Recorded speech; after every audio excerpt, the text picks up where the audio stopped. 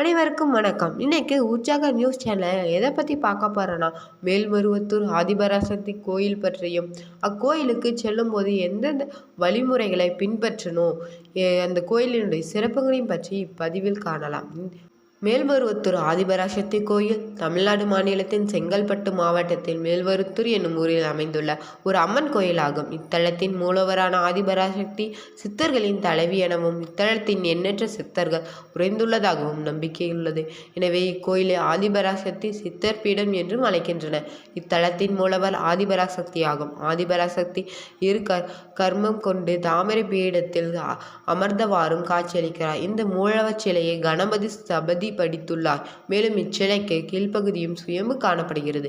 இக்கோயிலின் மூலவர் இருக்கும் கருவறைக்குள் பெண்கள் செல்லவும் வழிபடவும் உரிமை வழங்கப்பட்டுள்ளது. பெண்கள் தங்களின் மாதவிடாய் காலங்களில் கூட இங்குள்ள கருவறைக்கு சென்று வழிபடுகின்றனர். இக்கோயிலுக்கு என ஆதிபராசக்தி சித்தர்பீட அமைப்புகள் பரவலாக உருவாக்கப்பட்டுள்ளன. இந்த அமைப்புகள் மூலம் இக்கோயிலின் வழிமுறைகளும் வழிபாட்டு முறைகளும் பயிற்றுவிக்கப்படுகின்றன. இந்த அமைப்பினை சார்ந்தோர் சக்தி மாலை அணிந்து விரதமிருந்து செந்நிற ஆடையை உடுத்தி ஆதிபராசக்தியை வழிபடுகின்றனர். இந்த அமைப்பினை கொண்டு குழு வழிபாடும் பல்வேறு பகுதிகளில் நடத்தப்பட்டு வருகின்றது.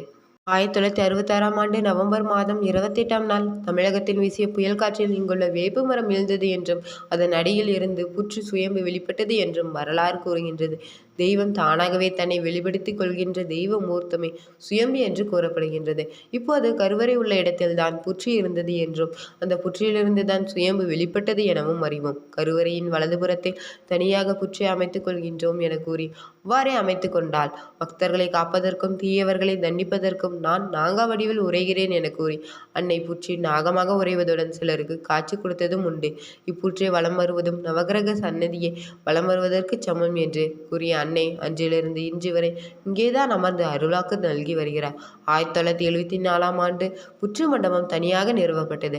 அதே ஆண்டே சப்தமாதர் சந்நிதியும் எழுப்பப்பட்டது. அரிசன வகுப்பைச் சேர்ந்த அன்பர் ஒருவர் இக்கன்னியர் கோயிலை கட்டுமாறு அன்னை வேண்டிக் கொண்டார். இதன் மூலம் ஜாதி சமயங்களை கடந்த சித்தர்பீடம் இது என்பதாகும்.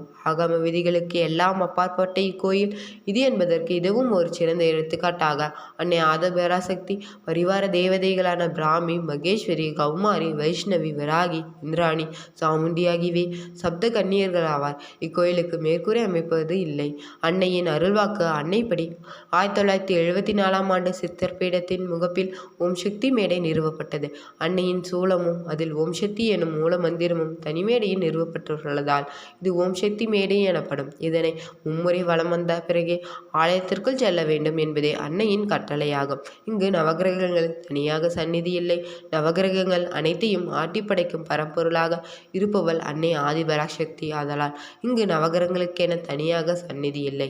அதற்கு பதிலாகவே ஓம் சக்தி மேடை அமைக்கப்பட்டுள்ளது. சுயம்புவை வெளிப்படுத்தவே மரம் எழுந்தது. அந்த சுயம்புவின் பேராற்றலை அறிவுறுத்தவே அதன் மேலிருந்த வேம்பு இன்சுவை கொண்ட பாலை வழங்கிற்று.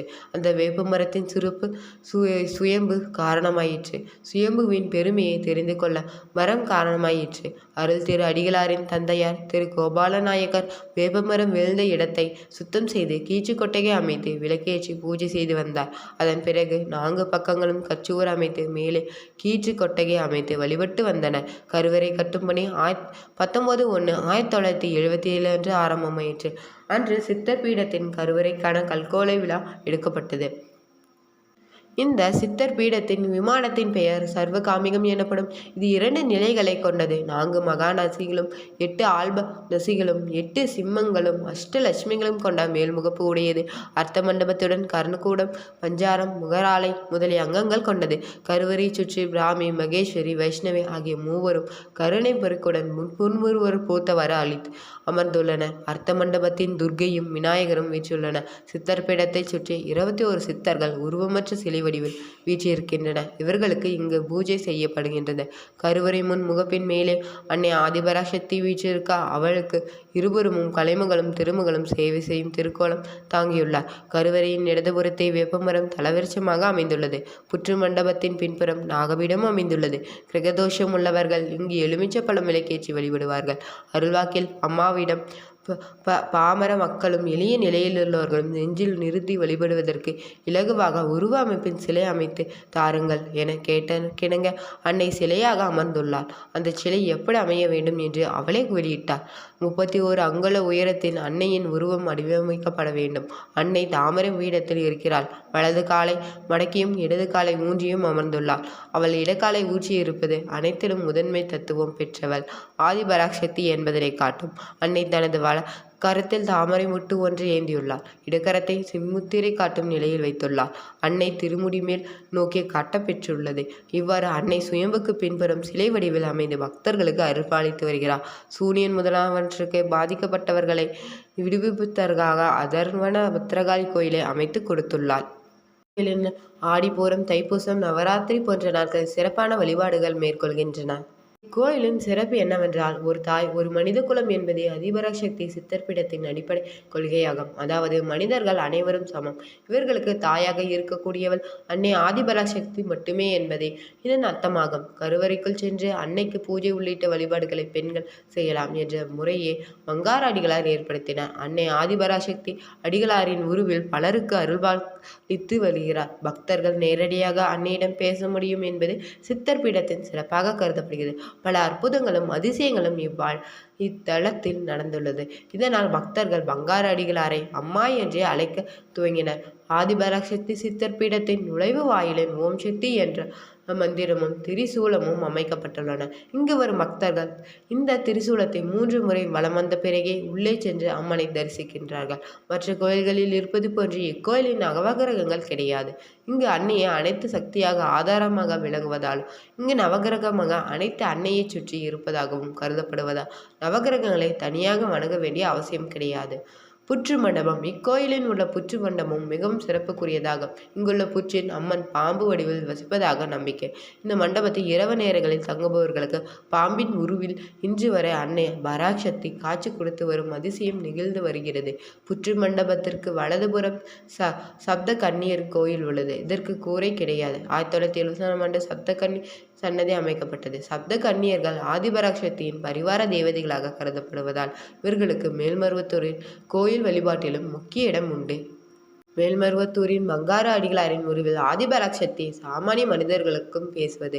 21 சித்தர்களின் ஜீவ சமாதிகள் ஒன்றிணைந்த இடமாக மேல்மருவத்தூர் கருதப்படுகிறது. இங்கு ஜாதி மத இனம் என்ற பாகுபாடு கிடையாது. யார் வேண்டுமானாலும் கோயிலுக்கு சென்று அன்னையை வழிபட முடியும்.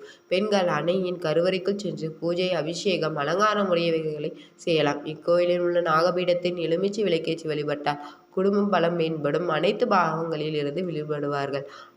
அங்க பிரதட்சணம் இக்கோயிலின் முக்கிய வேண்டுதலாக உள்ளது. அங்க பிரதட்சணம் செய்து வேண்டிக் கொண்டால் அவர்களுக்கு அனைத்து நலன்களும் கிடைக்கும் என்பதும் நம்பிக்கை. நவராத்திரி, ஆடிப்புறம் நாட்களில் அங்க பிரதட்சணை செய்வது பாவ விமோச்சனம் பெறுவதற்கான சிறந்த வழிபாடாக கருதப்படுகிறது. ஆடிப்புற நாளில் பக்தர்களை தங்கள் கைகளால் சுயம்பு ரூபத்திற்கு பால் ஊற்றி அபிஷேகம் செய்யலாம். பூஜைகள் செய்வதற்கு சாதாரண மனிதர்களுக்கும் அனுமதிக்கப்படுகிறார்கள். ஆதரவான பத்ரகாளிக்கு இங்கு தனி சன்னதி உள்ளது. இவளை வேண்டிக் கொண்டால் அனைத்து தீய சக்திகளில் இருந்து விடுபட முடியும். ஆதிபராசக்தி பீடங்கள், சக்தி மற்றங்கள் உலகம் முழுவதும் அமைக்கப்பட்டு அதன் மூலம் பல சமூக பணிகளும் மேற்கொள்ளப்பட்டு வருகின்றன. India, Malaysia, Ilangai, Singapore, Nigeria, America, Zambia, France உள்ளிட்ட நாடுகளில் 5000க்கும் அதிகமான மன்றங்கள் செயல்பட்டு வருகின்றன. மேல்மருவத்தூர் ஆதிபராசக்தி கோயிலுக்கு எவர் ஒரு முறை விரதம் இருந்து இருமுடி கட்டி வந்து 108 முறை மந்திர ஜபம், தியானம் செய்து வழிபடுவர்களால் எந்த தீய சக்தியும் நெருங்காது என்பது நம்பிக்கை. கோயிலுக்குன்னு போகும்போது ஒரு சில விஷயங்களை நம்ம கடைபிடிக்கணும். அதை கடைபிடிச்சாவே போதும். அது என்னென்னு பற்றி பார்க்கலாம். பிறப்பு, இறப்பு தீட்டுகளுடன் கோயிலுக்கு செல்லக்கூடாது. வெறும் கைகளுடன் கோயிலுக்கு போகக்கூடாது. குறைந்தபட்சம் பூக்களையாவது கொண்டு செல்ல வேண்டும். குளிக்காமல் கோயிலுக்கு செல்லக்கூடாது. சோம்பல் முறித்தல், தலை சிக்கெடுத்தல், தலை விரித்து போட்டுக்கொண்டு செல்லுதல் நிச்சயம் கூடாது. கோயில் அருகில் சென்றதும் கோபுரத்தின் அருகே நின்று ஆண்கள் அனைவரும் 2 கைகளையும் தலைக்கு மேல் உயர்த்தி கும்பிட வேண்டும். பெண்கள் தங்கள் 2 கைகளையும் நெஞ்சோடு வைத்து கும்பிட்டாலே போதும்.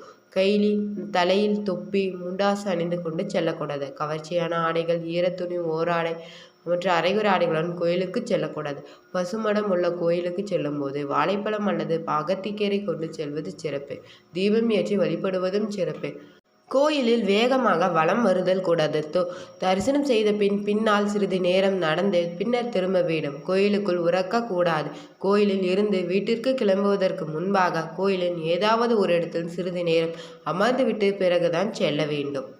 வீடியோ உங்களுக்கு பிடிச்சிருந்தால் லைக் பண்ணுங்கள், ஷேர் பண்ணுங்கள். இது போன்ற ஆன்மீக தகவல்களை உடனுக்குடன் தெரிஞ்சுக்கல நம்ம உற்சாக நியூஸ் சேனலை சப்ஸ்கிரைப் பண்ணிக்கோங்க.